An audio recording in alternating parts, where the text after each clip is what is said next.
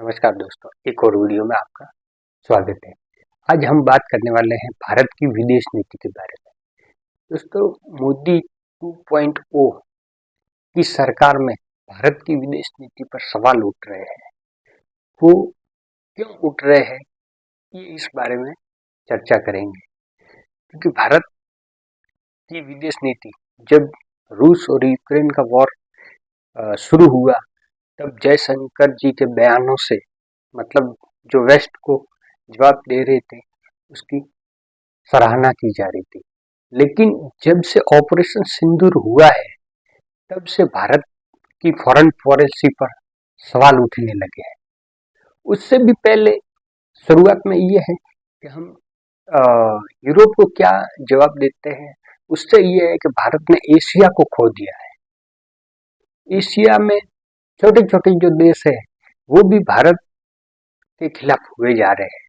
उसमें जो सबसे पहले मालदीव्स हुआ, एक छोटा सा देश जहां पर भारत के 72 सैनिक थे, उनको भी वहां का राष्ट्रपति निकालने में तुला हुआ था।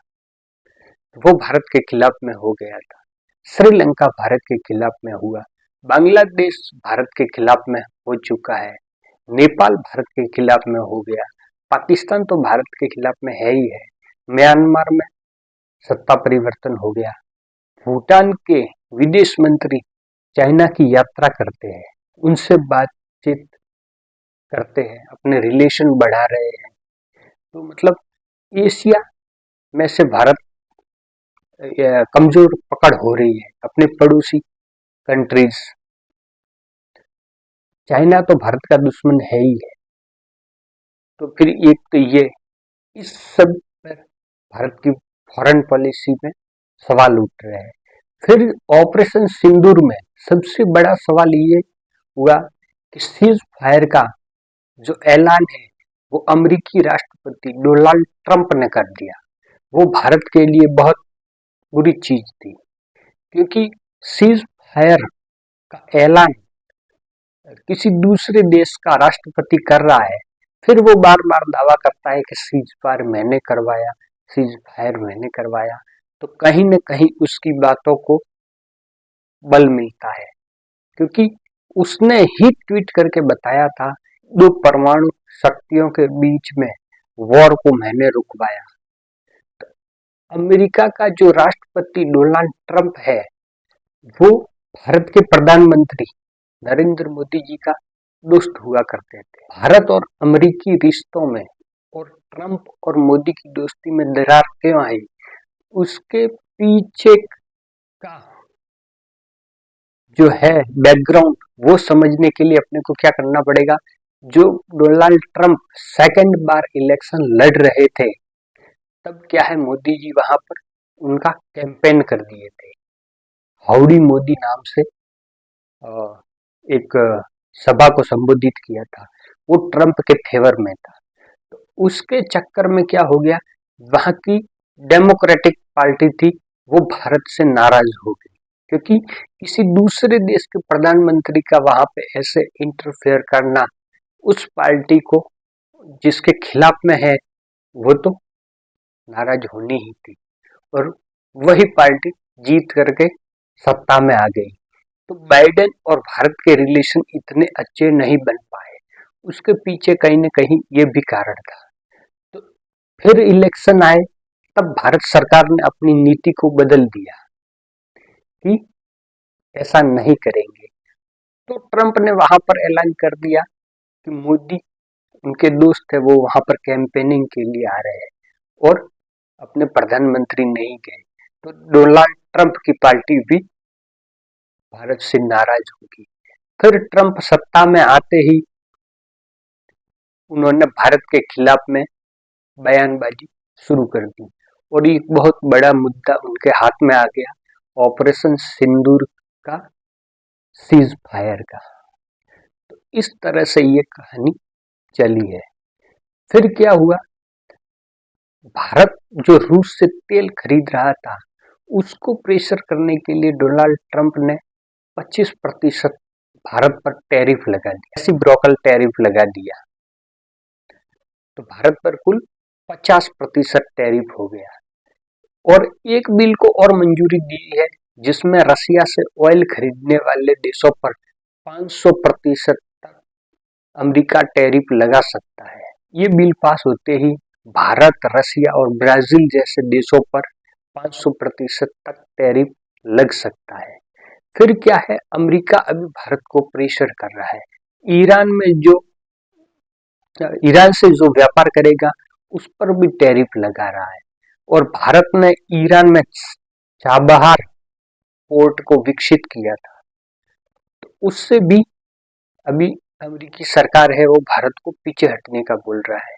तो भारत इससे भी पीछे हट रहा है। तो ये भारत की फॉरेन पॉलिसी के लिए अभी का जो समय है वो बहुत मुश्किल समय है, क्योंकि भारत जब अमेरिका खिलाफ हुआ तब भारत ने चाइना की तरफ देखा, जिनपिंग से हाथ मिलाया।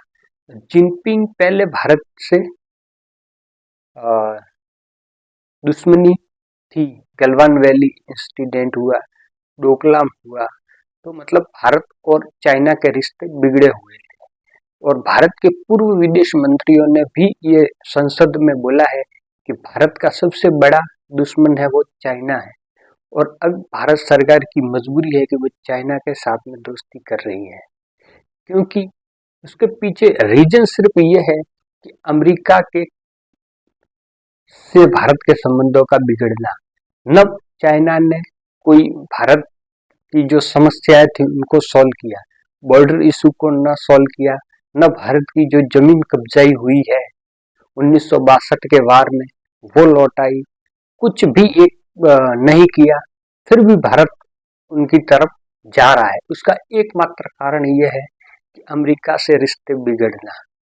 और व्यापार, सिर्फ अगर व्यापार को देखा जा रहा है तो चाइना क्या कर रहा है, भारत को डंपिंग यार्ड बना दिया है। चाइनीज माल का भारतीय बाजार में बहुत बड़ी मात्रा में डंप कर रहा है। वो हर तरह की चीजें भारतीय बाजार में उतार रहा है और अपने यहाँ से पैसे कमा करके जा रहा है। वो ट्रेड करके लाभ कमा रहा है और भारत चाइना से ट्रेड करके घाटे में रह रहा है, क्योंकि भारत चाइना को कम सामान भेजता है और ज्यादा सामान मंगाता है। तो अभी क्या है, भारत की फॉरेन पॉलिसी में भारत का जो एक अटल बिहारी की सरकार में भारत का पहला वायुसेना का अड्डा विदेश में बना था, ताजिकिस्तान में, वो भी भारत से छिन गया है, उसको भी रिन्यू नहीं किया गया है। तो ये भी भारत के लिए बहुत बड़ा सेटबैक है, क्योंकि 2002 में जब अटल बिहारी की सरकार थी तब भारत ने इस हवाई अड्डे को बनाया था। उसके बाद में मनमोहन सिंह की सरकार रही तब भी भारत वहां पर बैठा रहा, मोदी सरकार भी रही तब भी बैठा रहा, लेकिन 2022 में उसको रिन्यू नहीं किया गया। तो भारतीय कंट्रोल से वो हवाई अड्डा भी चला गया। चाइना है वो पाकिस्तान का सपोर्टर है, पाकिस्तान को हर लिहाज से सपोर्ट करता जा रहा है, चाहे पाकिस्तान को चाइनीज हथियार देना हो या चाइनीज कंपनियों के द्वारा वहाँ इन्वेस्टमेंट किया जाना हो या ऋण देना, हर तरह से पाकिस्तान का सपोर्ट कर रहा है। तो भारत चाइना से दोस्ती करके न पाकिस्तान की